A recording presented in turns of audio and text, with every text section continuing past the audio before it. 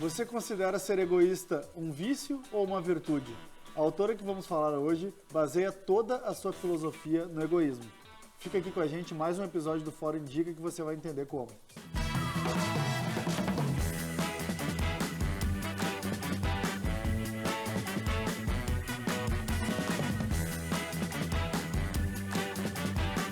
Meu nome é André Felipe Marques, eu sou o atual diretor de formação e associado ao IEE. Estamos aqui hoje com o Rafael Abreu, associado ao IEE, e vamos tratar sobre o livro A Virtude do Egoísmo, de Ayn Rand.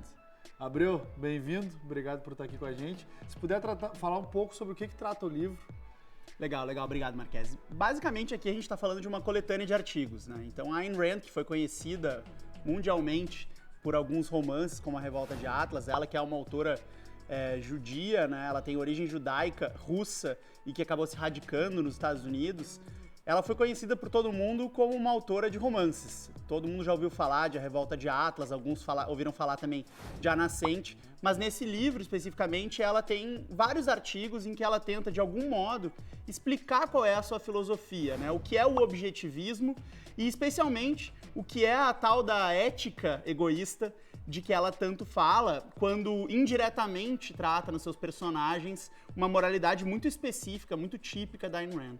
Legal. E comenta um pouco mais para nós sobre o que trata o livro e o que é essa ética objetivista, né? Bom, o livro então é uma coletânea de artigos, né? Então um livro com vários artigos, tem aproximadamente 20 artigos. Ele recentemente foi reeditado, inclusive no Brasil, com uma apresentação do Denis Xavier, numa edição muito legal. Mas, basicamente, aqui a Ayn Rand, em alguns artigos, com um coautor, que é o Nathaniel Branden, que acabou depois, lá pela década de 70, se afastando um pouco do objetivismo, então até há um certo rancor aí entre os dois, talvez.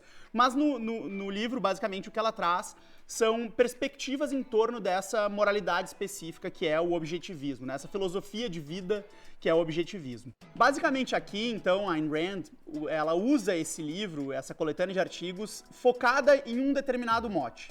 O objetivo dela é desconstruir aquilo que nós, ocidentais, conhecemos como a ética altruísta, que é, inclusive, o fundamento de várias religiões, inclusive, a ética do autossacrifício e a necessidade de nós, entre aspas aqui, pensarmos nos outros quando nos comportamos. Então, a Ayn Rand, a partir dessa coletânea de artigos, tenta desconstruir aquilo que ela vê como algo negativo nessa ética altruísta. E ela propõe, então, uma leitura do comportamento humano a partir de uma ética diferente, que seria essa ética egoísta. O egoísmo hoje em dia é tido como uma coisa negativa, né? É pejorativo chamar alguém de egoísta. Mas a autora tenta trazer a parte positiva do egoísmo, né? Qual seria essa? Basicamente, a autora parte de uma grande premissa, de que o bem mais valioso para o ser humano é a vida dele mesmo. E a partir dessa premissa, ela desencadeia uma série de consequências. Entre elas, a ideia de que não faz nenhum sentido, do ponto de vista racional, que nós pensemos antes nos outros e depois na gente. A ética egoísta, portanto, nada mais é do que dar valor à própria vida antes de qualquer outra coisa. E a partir dessa lógica de uma ética egoísta, não significa que nós, porventura, não venhamos a fazer caridade ou, de algum modo, inclusive, ajudar os demais. Mas que, na nossa moralidade, só é racional fazer isso quando, de algum modo, isso nos faz bem. E esse nos fazer bem não significa necessariamente algum benefício, não é uma lógica meramente monetária ou financeira dos relacionamentos, mas a ideia de que se faz bem para a pessoa, é racional que ela faça algo pelos outros. E isso nada mais é do que o exercício do egoísmo, e não do altruísmo. O exercício do altruísmo seria justamente o contrário, é fazer aquilo que não faz bem para o indivíduo apenas para fazer bem aos demais.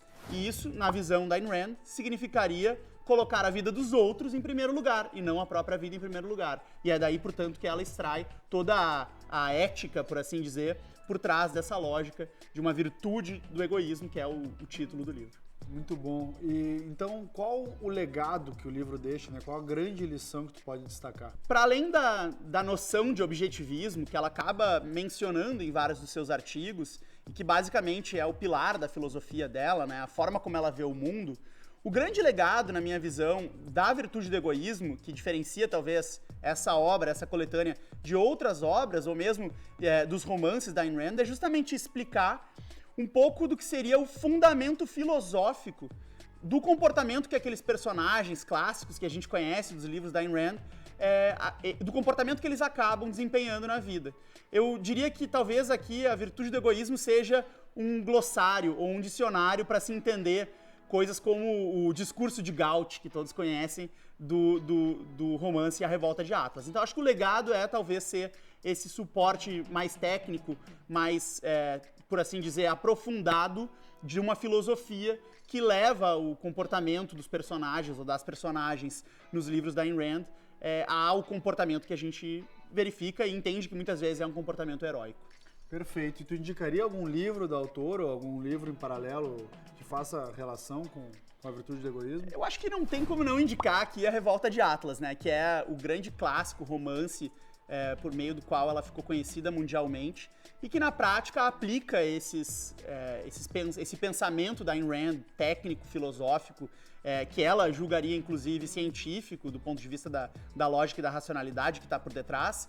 Me parece que esse pensamento da Ayn Rand, ele acaba aparecendo de maneira muito clara no desenvolver aí da obra A Revolta de Atlas. Então acho que não há dúvida de que essa dupla é necessária. Abreu, eu quero te agradecer então por estar aqui com a gente hoje.